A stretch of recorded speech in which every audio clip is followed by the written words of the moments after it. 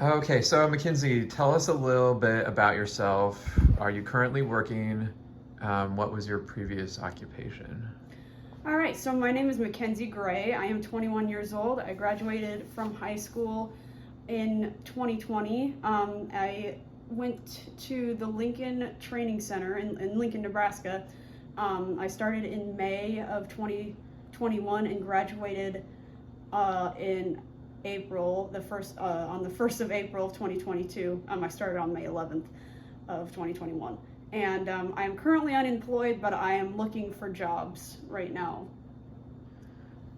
What can you tell us about your vision?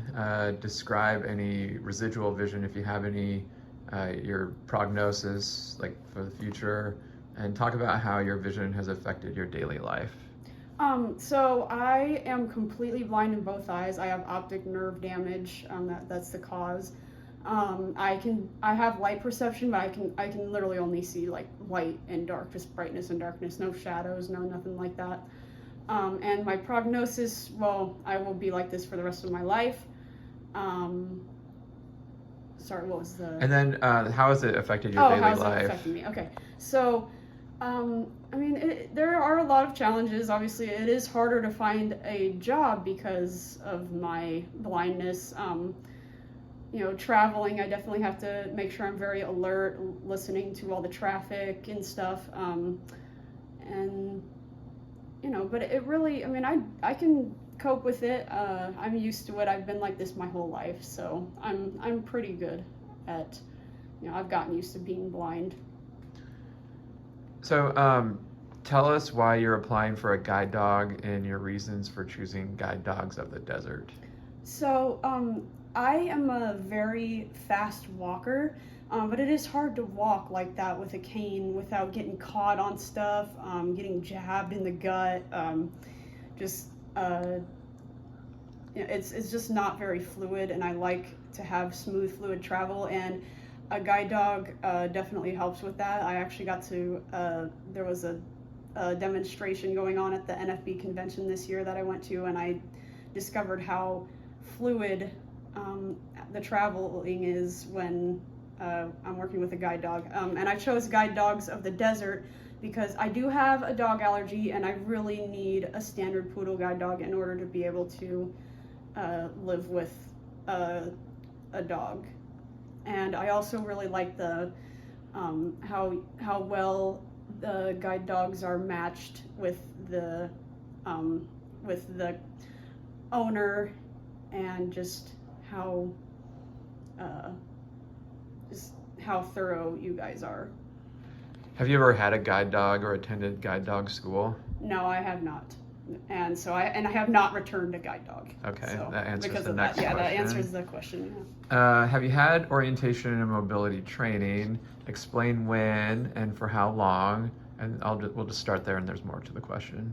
Okay, so I had orientation and mobility training in 2021. It was actually while I was at the Lincoln Training Center. I had it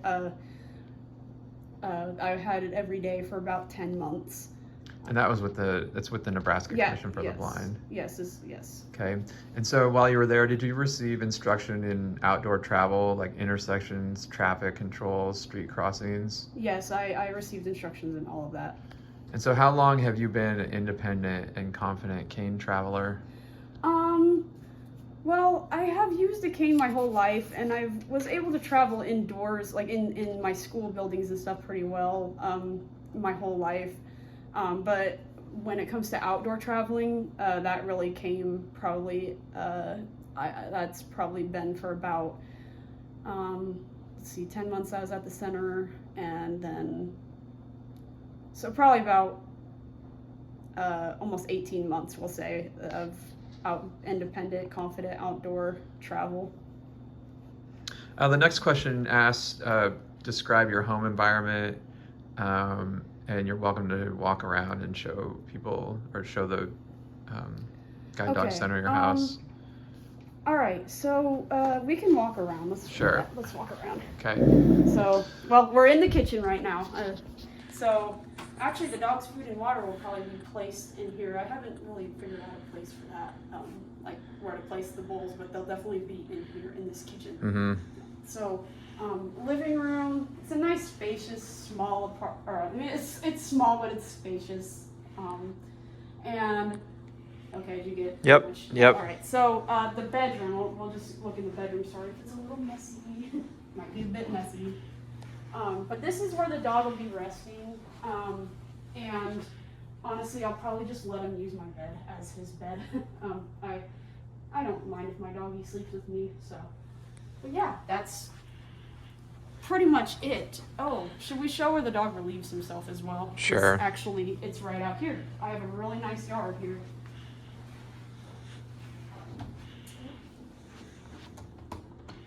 So the dog I can walk him outside and he can relieve himself in the yard, and I can pick it up right there.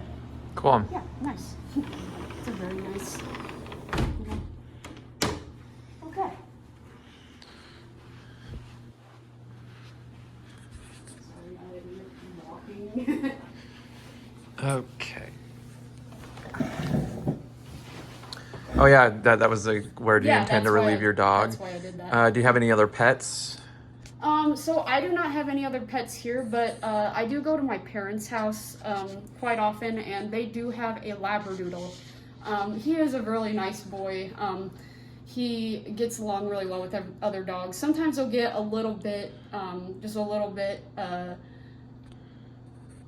snappy, I guess, just when we're in the house and he's playing, and if the dog tries to play with his toys, sometimes he gets a little snappy, but he's never hurt another dog before. So. Are you the only person that lives here? Yeah, I live all by myself here. Okay. So what types of areas would your dog be working? So I am in a pretty rural area. It's pretty quiet, just a lot of quiet residential streets. But I also do like to go downtown. And it is definitely a lot louder down there, and there are a lot of lighted intersections. And I also go, there's an indoor mall here that I go to that has escalators, and there's also another shopping center that I go to called the Piedmont Shopping Center, and the mall's called the Gateway Mall, and I did put these on my application. So those are pretty much the types of areas that my dog would be working in. Plus you're looking for work right now. Yes, and I am looking for work, so I'm still not exactly sure what type of environment that will be yet. Hopefully I'll know before I start training though. Do you volunteer or work at a location outside of the home? Not yet. Yeah, not yet. But you're working on that. We're working on that. Okay. And then, so what's your plan for accommodating the needs of your guide dog while at work?